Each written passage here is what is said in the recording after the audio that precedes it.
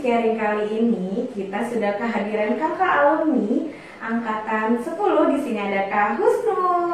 Hai. Apa kabar Kak Husnul? Alhamdulillah baik Bu. Sehat ya? Ini angkatan 10 lebih lama lagi nih, udah lama gak ke sekolah ya. Iya benar Bu. Luar biasa ya. Kesibukannya pasti udah banyak banget nih Kak.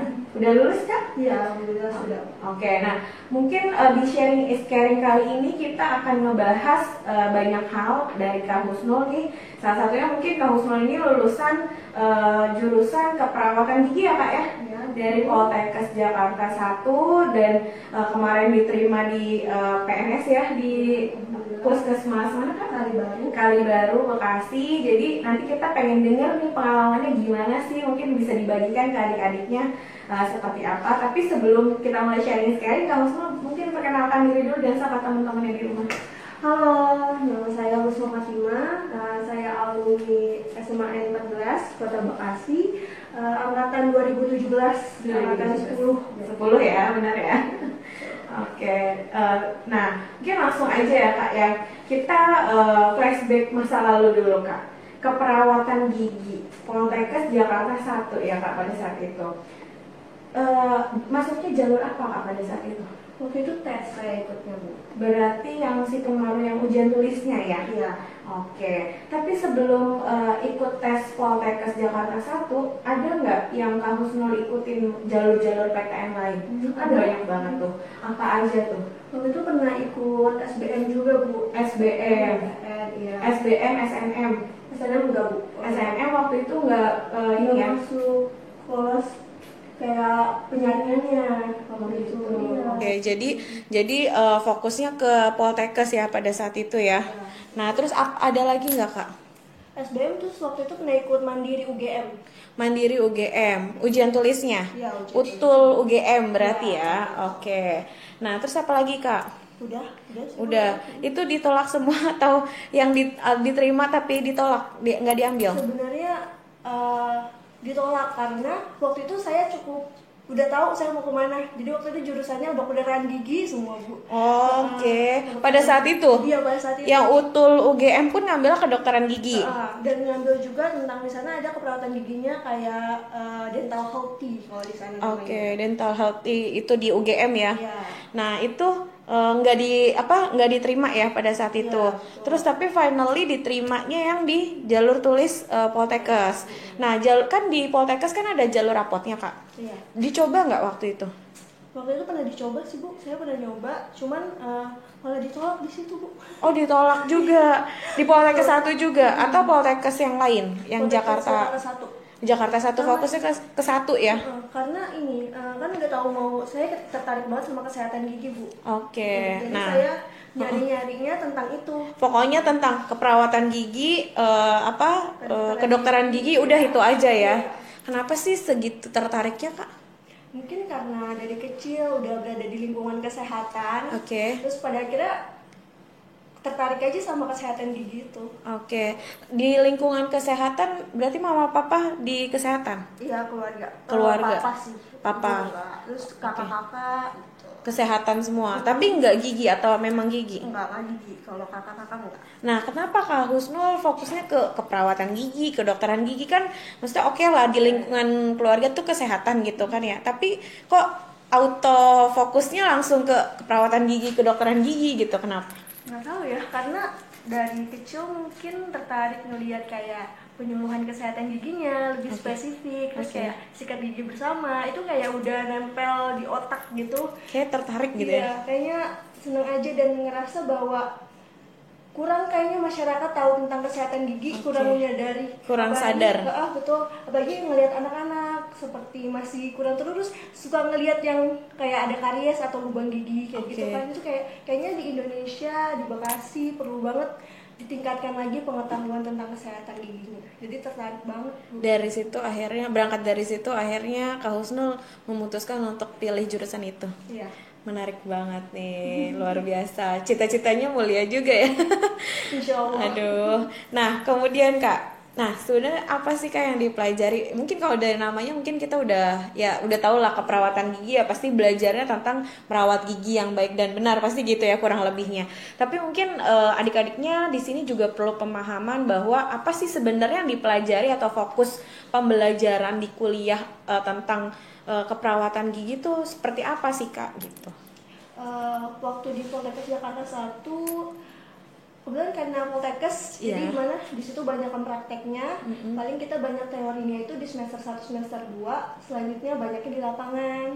Di situ belajarnya teorinya tentang pertumbuhan giginya, jadi mulai anak-anak umur berapa, tahun-tahun pertumbuhan atau erupsi giginya kapan aja, kemudian gimana caranya kita promotif atau penyuluhan ke anak-anak, ke masyarakat gitu.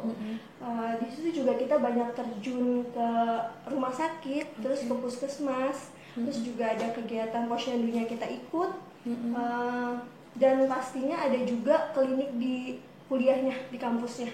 Oh gitu, klinik di kuliahnya apa di Poltekkesnya itu untuk praktek para mahasiswa atau gimana? Iya betul.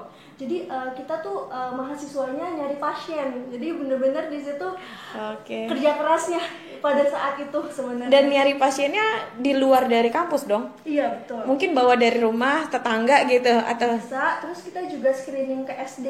Oh gitu. Kita screening, kita kerjasama sama sekolah dasar atau SMP. Terus kita kerjasama, kita screening, periksa giginya, kita kualifikasi lagi kira-kira yang mana yang bisa kita tangani di klinik. Di klinik Poltekkes itu. Dan diajak ke sana ya Kak ya? Iya betul. Karena kan memang masih harus pengawasan pada saat praktek, itu diawasin sama dokter giginya. Sama dosen-dosen. Sama dosen-dosen di keperawatan gigi ya Kak ya. Nah, Kak Husnul di Poltekkes Jakarta 1 keperawatan giginya D3 atau D4 Kak? Di Poltekkes Jakarta 1 masih D3 adanya. Hanya D3 ya. Berarti ada ada keinginan untuk lanjut atau sudah nih? Insya Allah Bu, ada. Ada ya, alhamdulillah ya. Nah, terus suka dukanya tadi mungkin selain yang tadi diceritain cari pasien sendiri itu kan agak lumayan ya. Suka dukanya selama kuliah kan berarti udah lulus kan ya Kak ya? Udah lulus gitu. Sama kuliah dulu tuh apa sih yang paling yang paling diinget gitu? Sebenarnya karena saya memang tertarik sama dunia ini, kesehatan gigi, saya nggak ngerasa ada duka yang gimana-gimana Bu, alhamdulillahnya. Berarti saya suka enjoy. semua? Iya, enjoy walaupun kayak mungkin ada susahnya, ngerasa bahwa itu setiap perjalanan pasti ada susahnya. Betul. Jadi karena enjoy, karena sesuai minat saya, jadi have fun aja. Jadi nggak ngerasa berat ya Kak ya? Iya, betul. Alhamdulillah. Nah, terus Kak, bedanya keperawatan gigi sama kedokteran gigi apa sih Kak? Bedanya mungkin nanti setelah lulus dari pelajaran juga tentunya beda. Dari pendidikan pastinya beda. Kalau lamanya pendidikan itu pasti beda. Materi-materinya juga pasti beda Bu. Cuman kayak saya kurang tahu spesifikasi dari kedokteran gigi, tapi otomatis itu beda. Terus ketika lulus cakupan kompetensi kemampuannya itu juga beda.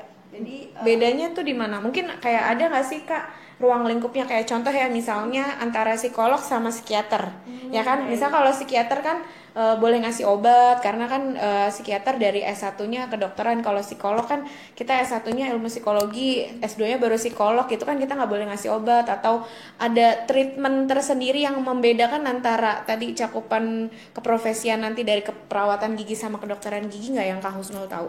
Ada, pasti dari tindakan-tindakan yang bisa dilakukan sama perawat gigi dan sama dokter gigi itu beda Bu. Contohnya apa? Contohnya kalau misalkan ini banyak banget, bisa sebenarnya ada undang-undangnya juga yang ngatur terapis gigi dan mulut bolehnya mengerjakan apa dan dokter gigi bolehnya mengerjakan apa. Ada batasannya berarti ya Kak ya? Ada batasannya Bu. Jadi misalnya saya hanya bisa penambalan boleh saya lakukan. Penambalan GIC, ada nama bahannya GIC. Kemudian saya boleh melakukan pencabutan gigi susu. Kemudian saya boleh melakukan pencabutan gigi tetap tapi dengan akar tunggal satu gigi.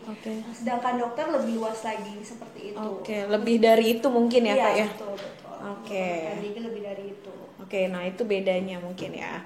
Nah kemudian Kak, prospek kerjanya gimana sih Kak? untuk keperawatan gigi. Mungkin kalau keperawatan biasa ya tanpa embel-embel keperawatan gigi mungkin udah sangat familiar anak-anak gitu ya. Ya pasti di rumah sakit, di puskesmas dan sebagainya pasti perawat tuh banyak gitu ya. Tapi kan kalau yang perawat khusus gigi itu kan jarang gitu. Itu prospek kerjanya seperti apa, Kak? Malah ini adalah mungkin banyak banget yang nggak tahu prospek kerja keperawatan gigi cukup luas, Bu. Oke. Bahkan tanpa kita harus ke pelosok-pelosok di Jakarta pun Betul. itu dibutuhkan. Banyak ya. Banyak ya. Oke. Banyak juga teman-teman saya pas kuliah udah mulai pada kerja, Bu, di klinik gigi. Di klinik gigi di luar kampus berarti? Iya, di luar kampus. Oke. Jadi setelah mereka kuliah kemudian mereka kerja kayak gitu. Jadi banyak banget sih. Klinik gigi itu apa namanya? Yang ada dokternya kan tapi Ya, betul. soalnya kan ada nih kita pemahaman masyarakat awam kan ada yang apa Ya, sih? tahu ada banyak tukang gigi. Nah itu, Ini nah yang harus kayak gitu. digunakan. Nah ini makanya coba diluruskan Kak. Soalnya ibu sendiri nih yang orang awam gitu ya. Klinik gigi tuh apakah kayak misal klinik dokter gigi atau yang dental care yang cuma apa sih tukang gigi buat behel atau apa yang kayak gitu-gitu. Itu seperti apa? Betul-betul. Ini yang harus banget orang awam tahu sih, Bu. Sebenarnya kalau untuk kesehatan gigi ada kedokteran gigi. Di mana kedokteran giginya pun ada spesialisnya, Bu. Oke. Ada spesialis ortodontik itu untuk behel, kemudian ada prostok khusus dia untuk gigi palsu. Gigi palsu. Dan masih ada lagi banyak lagi bedah mulut untuk pencabutan yang perlu operasi gitu. Kemudian ada keperawatan gigi atau saya itu sekarang namanya terapis gigi dan mulut, Bu. Terapis gigi dan mulut. Itu keperawatan gigi tadinya Keperawatan tapi gigi. berubah nama gitu. Oke. Kemudian ada juga tekniker gigi. Tekniker gigi. Tekniker gigi itu yang seperti apa, Kak? Nah, kalau saya keperawatan gigi nantinya saya bisa jadi asisten dokter gigi. Kemudian saya juga bisa mengerjakan beberapa tindakan yang tadi tentunya ada di undang-undang. Kemudian juga ada untuk tekniker gigi pembuatan gigi palsu. Tapi biasanya tekniker gigi ini dari dokter gigi pasiennya tetap harus datang ke dokter gigi. Oke, berarti atas ini ya pengawasan dokter gigi ya, Kak nanti ya? dokter gigi baru bekerja sama dengan tekniker gigi. Sebenarnya yang benar seperti itu. Alurnya. Jadi jangan sampai yang tukang gigi terus mau bikin behel, terus mau Bikin pasang gigi palsu. itu sama tukang gigi sebaiknya jangan. Karena banyak banget kasus Malpraktek. yang ternyata karena bukan kompetensinya, jadi akhirnya nggak sesuai dengan harapan. Gitu. Oke, dan itu merugikan ya, Kak ya? Iya, benar. Merugikan pasiennya gitu kan, itu kan juga bahaya ya kaitannya sama kesehatan gitu. Jadi itu ya perbedaannya ya, baru tahu kita.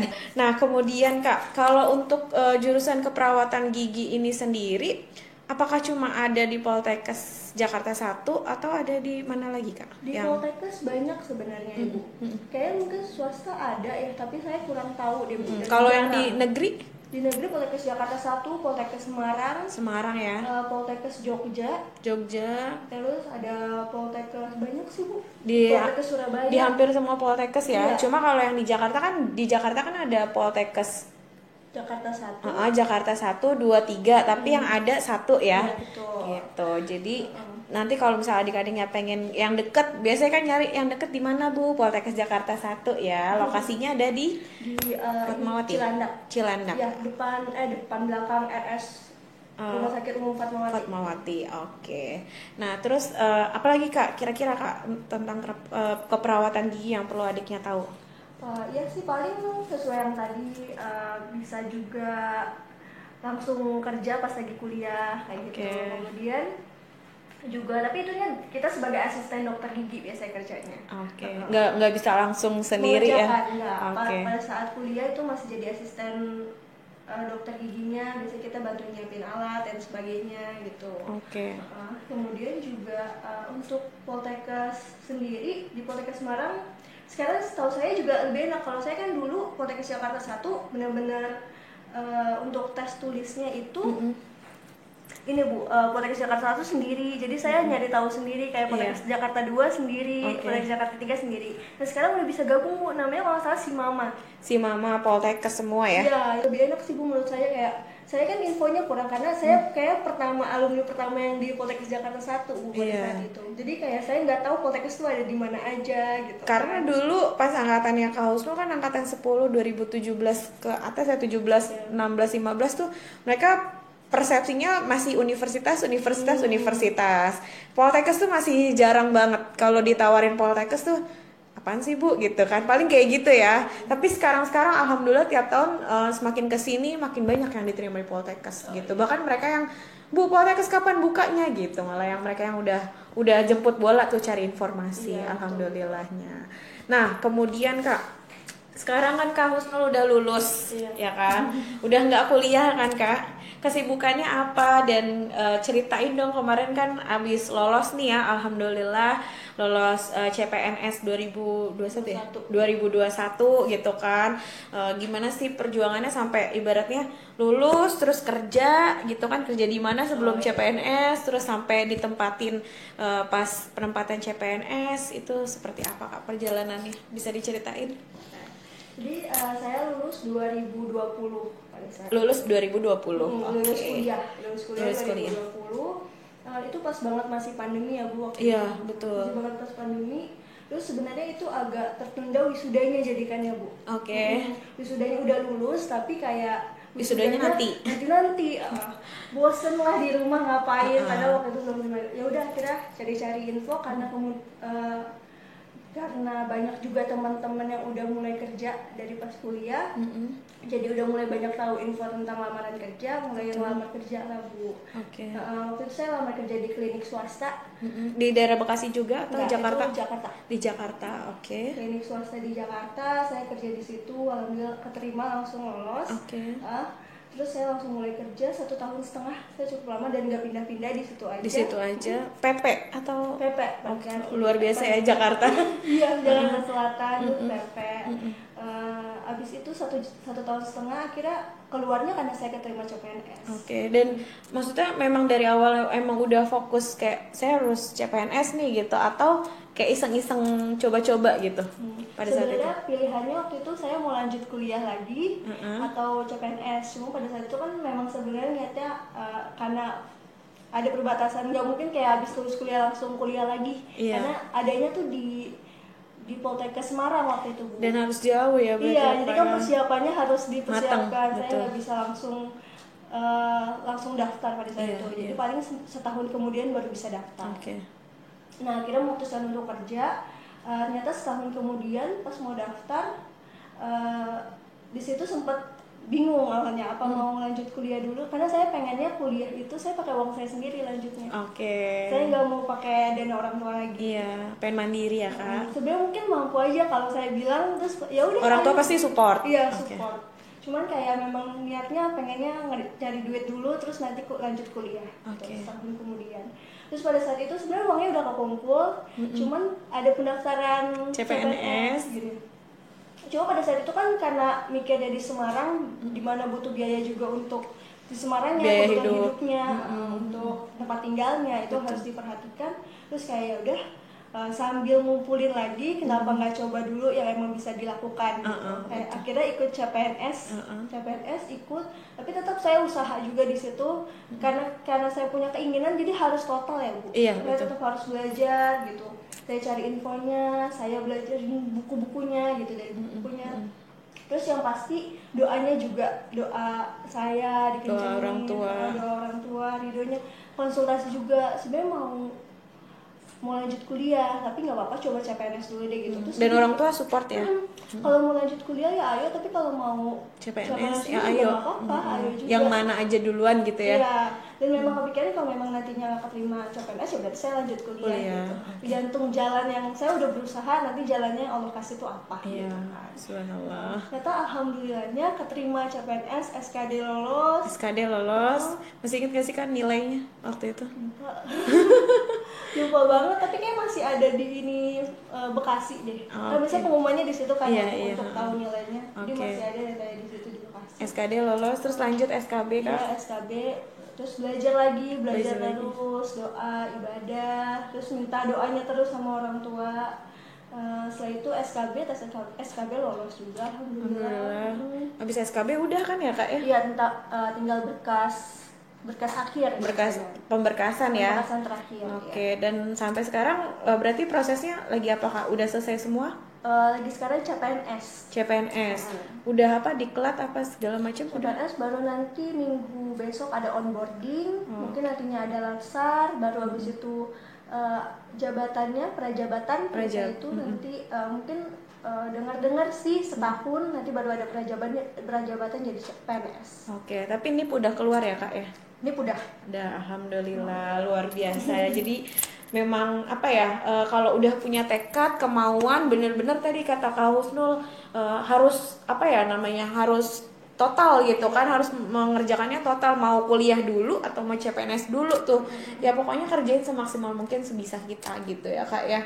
Dan alhamdulillah mungkin jalannya Allah kasih CPNS dulu biar nanti uangnya lebih banyak lagi buat bisa melanjutkan pendidikan tanpa nyusahin orang tua, biaya dari orang tua nanti bisa sendiri gitu ya Kak ya.